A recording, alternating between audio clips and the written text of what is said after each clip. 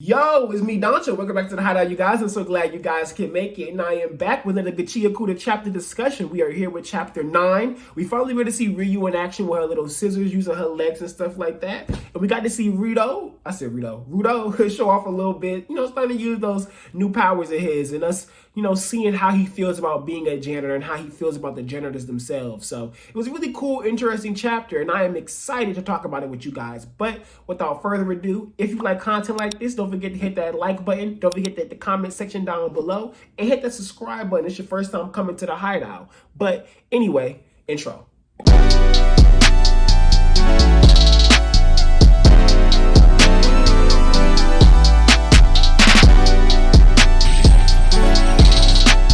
So as you guys know, these Gachiakuta videos are very short and sweet. These chapters aren't really thick right now because it is early and we are still getting in the midst of this story and things going on. So I'm just pretty much going to get into the meat and potatoes of this. Pretty much what I really loved about this chapter was just seeing Riyou actually in action, being able to see her throw those scissors in the air, they transform into those really large scissors, and then she uses them to fight with. It's really cool that she puts them on her feet. To be able to swing them around and do stuff like that. It's cool because when I saw she was using scissors, I was getting a Kill La Kill vibe. I was wondering if we were going to see anything like that. Did we actually see those scissors being made? Once again, still seeming like Kill La Kill. But then it's really cool that we don't see them being used like how we see Mako use them in Kill La Kill. We actually just used to see them being used in a new, refreshing way. And I just find that really cool. And Riyou is so hyped. Like, she's having so much fun and is so excited over fighting these aberrant beasts. And she's taking out the small ones very easily. But what I really want to point out, too, was just the supporter janitors. The support janitors are so interesting to me. I was hoping that one janitor dude was a combatant janitor because he looks so cool. But he's not. He's just a support, but he's really strong. To be honest, I love him. Like, I love these type of characters that are like this. Those support characters, but they still are clearly not normal. They're clearly special, hence why they can be janitors. They might not be able to be givers. They might not be able to use Jinkis and stuff like that, but they have super strength. Being able to literally throw these aberrant beasts and punch them and crush their armor and stuff like that. Really insane stuff. Honestly, really cool stuff. Like, I want to see more of these support janitors. I just want to see more of what the different things they can do. Are all of them just strength types? Or does each different support janitor unit have the different things that they do that help support those janitors, those combatant janitors fighting, the givers that fight? I find it so cool. And then on top of that, I love just seeing the teamwork specifically, like seeing them yell, Riyou, we throw more over there. And she's like, okay, okie dokie. And then as they're coming over, she just closes the scissors and slices them in half.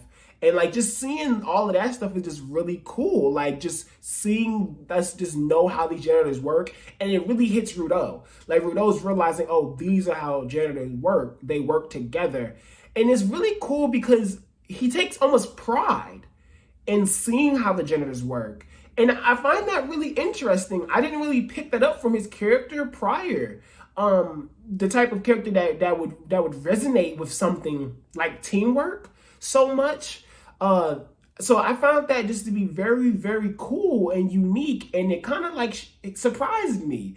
I didn't think I'd see Rudo feel so, I guess prideful is the best way I could say. He decides that he doesn't want to be in the way.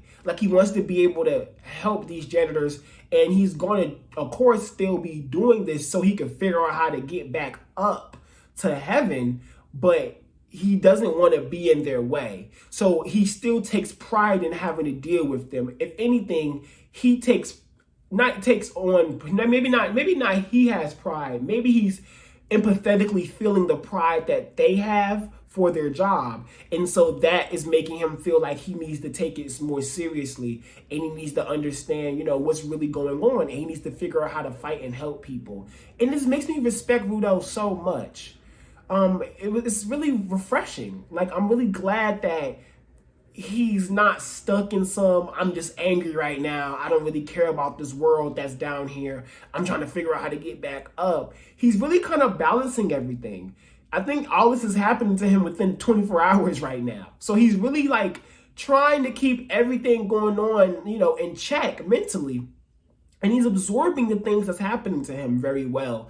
And him seeing that support janitor about to get attacked, him fall, and then a bear beast rush at him, and then him jumping in front, just grabbing that pole, and then jumping in front, wanting to protect and screaming, "I'll show y'all, that I'm not going to be in the way. I'm going to help." That was just a really amazing moment. And seeing that pole split all like that, to me, makes me feel like it was trying to create like a cage, something to trap that aberrant beast while also protecting the people behind him. And he can't control it. So he's thinking to himself, how do my powers work? Like, how am I doing this? And all he's really thinking to himself is that he needs to protect people. And that's how that happened. So I'm wondering if Rudo will be able to transform Jinki to have whatever power he needs it to have for that moment, based on the emotion that he's able to exude into that object. Right? It's also making me wonder, I'm still trying to get clarification if the gloves are a Jinki that allows him to be able to turn other things into Jinki, or if the gloves are a Jinki and tandem whatever else he wants to make a Jinki, because he can just turn things into Jinki.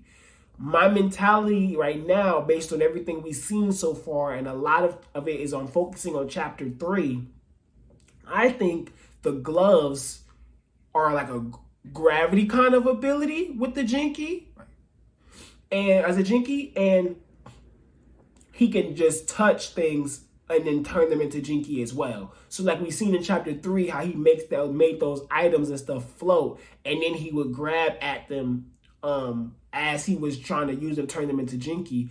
I think he makes the gloves make things float, like it has some type of gravity aspect, and then he can just turn other things into Jinkis as well.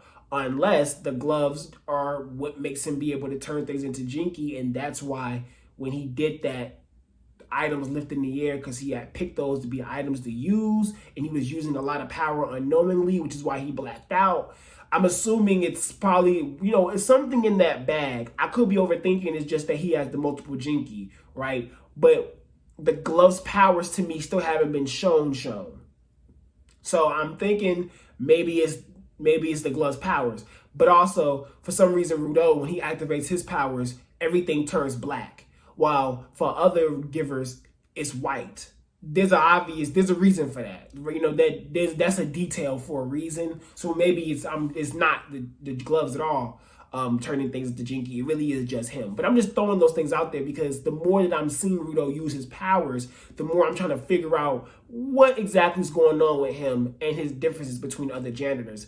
And after even doing that, Riyou comes out of nowhere and crushes that aberrant beast in the face, and it tells him, good job, like she didn't expect him to be able to step into the battle and want to be able to protect someone in his first observation like that. And she's impressed by that, and I'm impressed by that. But this chapter ends with that new aberrant beast apparently not really taking damage. And so Riyou now has to get serious. And I'm interested to see what that means, because if she wasn't really serious before and just was just catching some bodies, I want to see what it means to get serious and what changes to her tactics are going to happen if her doing damage to it wasn't actually causing it to be destroyed. So yeah, we'll just have to see.